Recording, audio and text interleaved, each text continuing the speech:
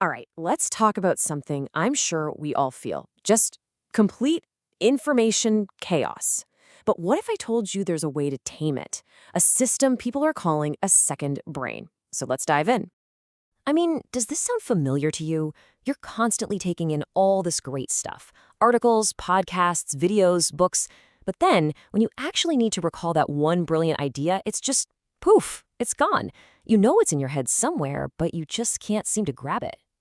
Your amazing insights end up scattered everywhere, right?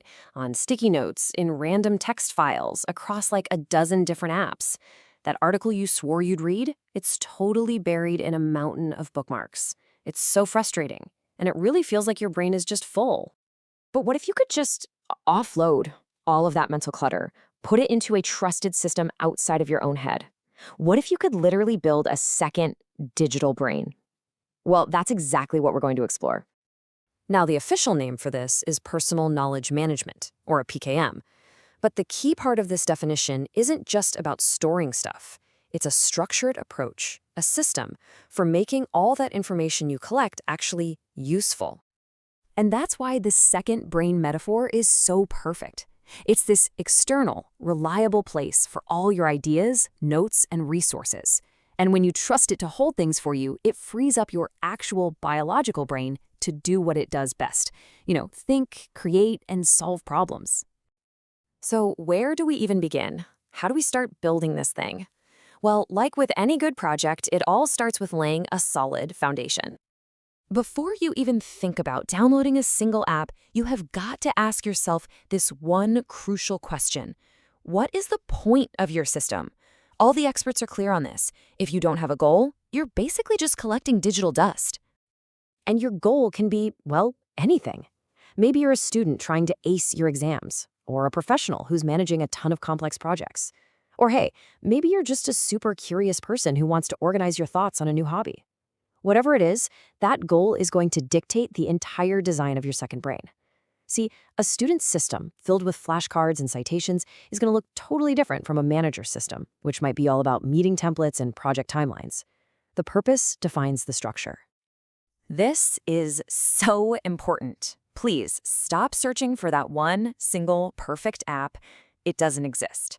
The real goal is to find a tool that just clicks with how you already think and work, something that makes saving and organizing your thoughts feel totally effortless.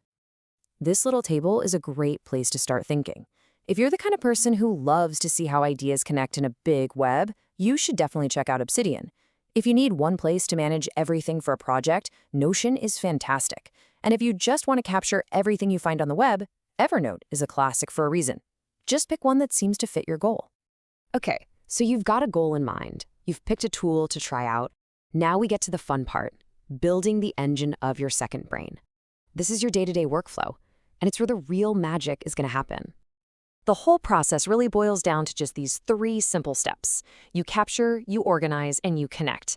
Let's break down what each of those actually means. First up, capture. The most important rule here is to make it frictionless. I mean, if it takes more than just a couple of seconds to save an idea, you're probably not going to do it.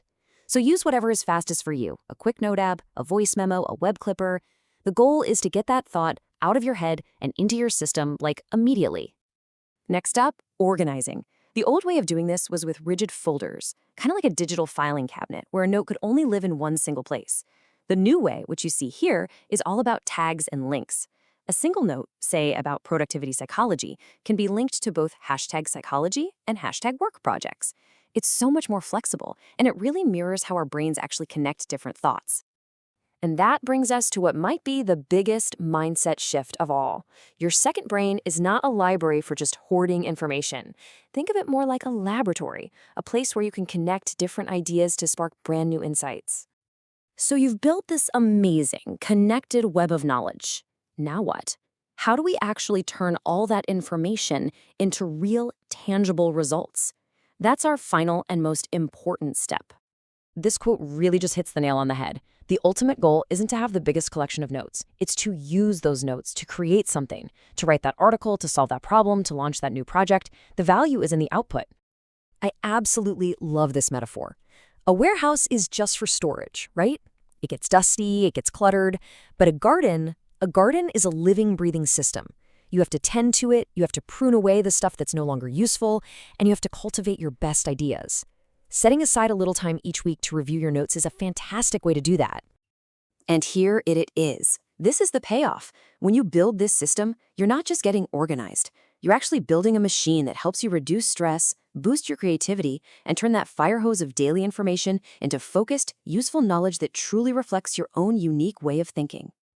So, the foundation is laid. The tools are in your hands. The only real question left is, what are you going to create? What's the first idea, the first project, or the first question that you're going to plant as a seed in your brand new garden? I, for one, can't wait to see what you grow.